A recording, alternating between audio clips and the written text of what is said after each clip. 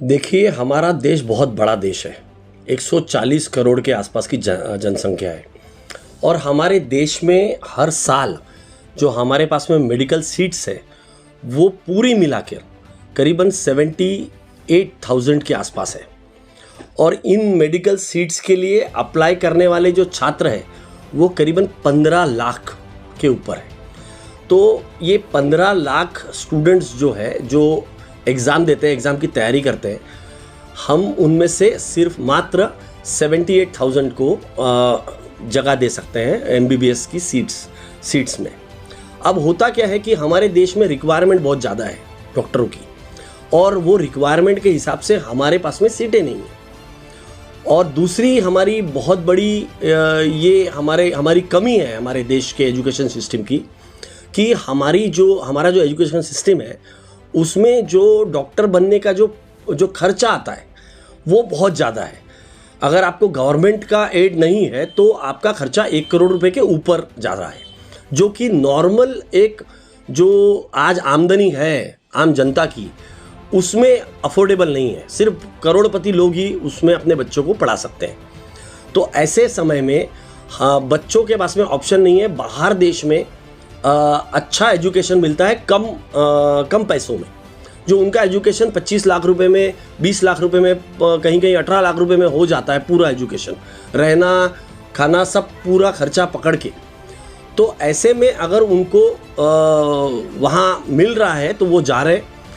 और ये बात बहुत गलत बात मुझे लगी कि आज मोदी को डिफेंड करने के चक्कर में या सेंट्रल गवर्नमेंट को डिफेंड करने के चक्कर में बहुत सारे इनके जो सोशल मीडिया के लोग हैं, भक्त टाइप के लोग हैं, वो आज इन बच्चों को ये बोल रहे हैं कि जो लोग यहाँ फेल होते हैं वो वहाँ पढ़ने जाते हैं। ऐसा नहीं है।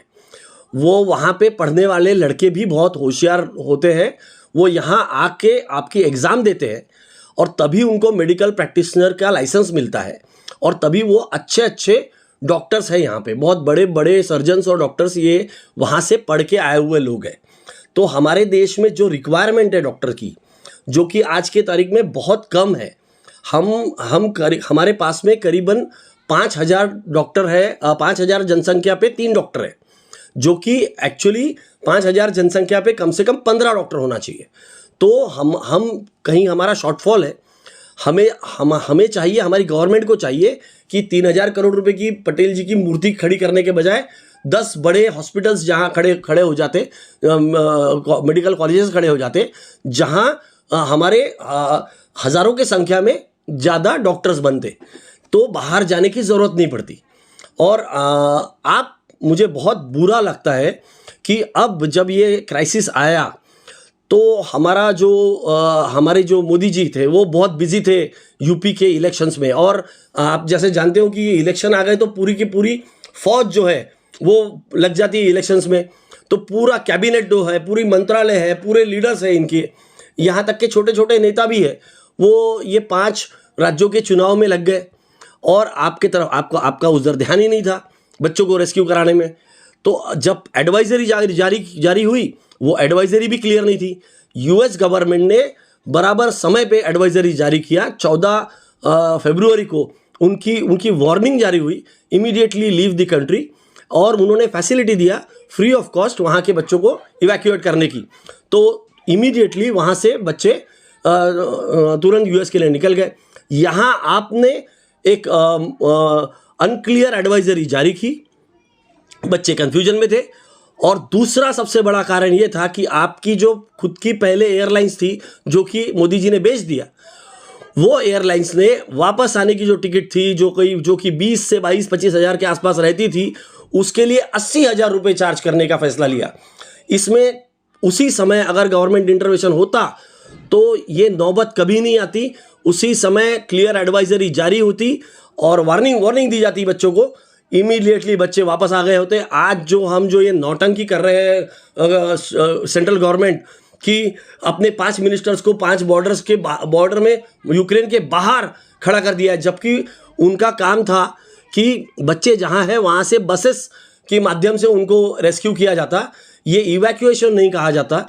वो एक बार पैदल चल के 40-50 किलोमीटर पैदल चल रहे हैं बच्चे, और वो बाहर आने के बाद में वो बॉर्डर क्रॉस करने के बाद में, जो कि दिक्कत पूरी की पूरी फेस होने के बाद में, आप उनको एयरपोर्ट पे रिसीव करते हो और उनको वहाँ से लेके आ रहे हो। उनको फ्री नहीं चाहिए था।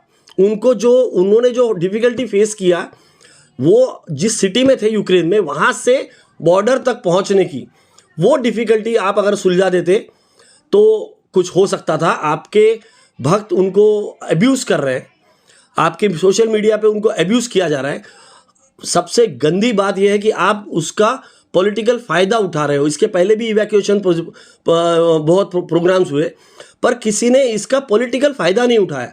आप यूपी के रैलीज़ में यूक्रेन का जो गंगा का प्रोजेक्ट है वो बता के आप क्रेडिट लेना चाहते हो इवैक्यूएशन का। ये सबसे गलत बात है। इसकी बहुत मैं निंदा करता हूँ, बहुत क्रिटिसाइज़ करता हूँ इस बात को कि आप जो है उसका पॉलिटिकल फ़ायदा उठाने की कोशिश कर रहे हैं। हर बात का क्रेडिट लेना बंद कीजिए। छोटा सा काम करोगे और बहुत सारा क्रेडिट लेने का काम करोगे, यही बीजेपी करते आई है इतने दिनों से, और इसी वजह से आने वाले चुनाव में आप बुरी तरह से हार रहे हो। जनता जान गई है आपको कि आपके काम किस तरीके के हैं। और मैं बहुत बहुत शुक्रिया करता हूँ न्यूज़ अलार्म का कि ये इस तरीके के जो ज्वलंत मुद्दे हैं ये आप हमेशा उठाते रहिए। मैं आपको बहुत बहुत शुक्रिया करता हूँ क्योंकि आप हमेशा ऐसे जो ज्वलंत मुद्दे हैं वो उठाते हो और जनता के सामने लाते हो। धन्यवाद।